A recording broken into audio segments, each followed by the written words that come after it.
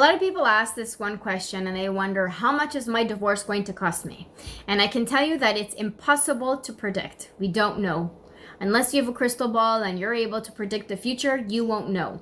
And if you think to yourself, I'm going to spend $5,000 or $10,000 and I'm going to stop, I can tell you that it's probably not going to happen unless you adopt the right strategies from the very beginning.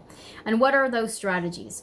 Well, if you're going out into your divorce with this thought that you're right and the judge is going to do exactly what you think that they're going to do, and that you're only going to go once to court and that's it, it's going to be over, it's going to be done with, I'll tell you, you're wrong.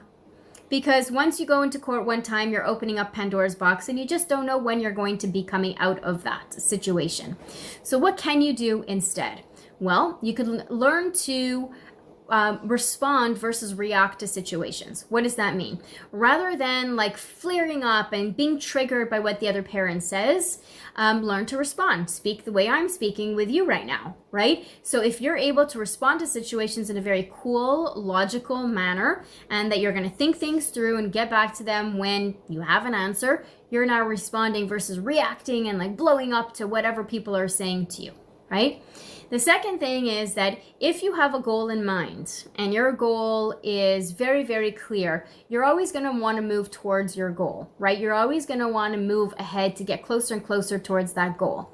If you don't have a goal in mind and it's not very detailed and specific, you're kind of like running on a whim, right? And so that means that anything happens, you may just digress and detour a little bit because you'll feel like, oh, that's okay, I should be doing that right now. But when you have a goal in mind and you know where you want to end up being, you're never going to want to take any other detours that are going to take time away from you to get towards your end goal. So your end goal is like your eyes are always on that target. You always want to get as fast as possible towards that. So that means that you're not going to fight over the little stupid things that really have no and are nonsensical. You're not going to start battles and wars that are going to cost thousands and thousands of dollars and waste months of your time because you know that there's no point or purpose to it. So once you have a focus, it makes it easier to also coexist with the other parent. And here's the golden nugget of this video. I know it's hard to co-parent, and I know that the whole topic of co-parenting is a very questionable situation where you're wondering, can you even co-parent with another parent? I say from the beginning, your first mission and your first goal should just be to learn to plan out your life so that you could coexist. What does that mean? If you start to coexist and you start to think to yourself, okay, you go your way, I go my way, we go in parallel. And what we're doing is each one of us is building our own lives in parallel. And the only thing that we have in common are the kids. And that means that you're only trying to coexist, which means that you're trying to rebuild your life and the other parent is trying to rebuild their lives. So once everyone is trying to rebuild their lives and their focus is on rebuilding, you're not going to want to fight, and you're not going to want to spend the $10,000, $15,000, $20,000 in legal fees. You're not going to fight over grilled cheese sandwiches and Sally's pink shoes. You're not going to do that anymore because it's just not going to be important. Your values, your morals, the maturity that you're going into this divorce are going to make you or break you.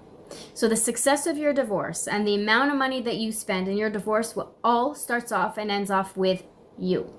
It's how you respond, how you show up in this world, how you behave, and what's important to you.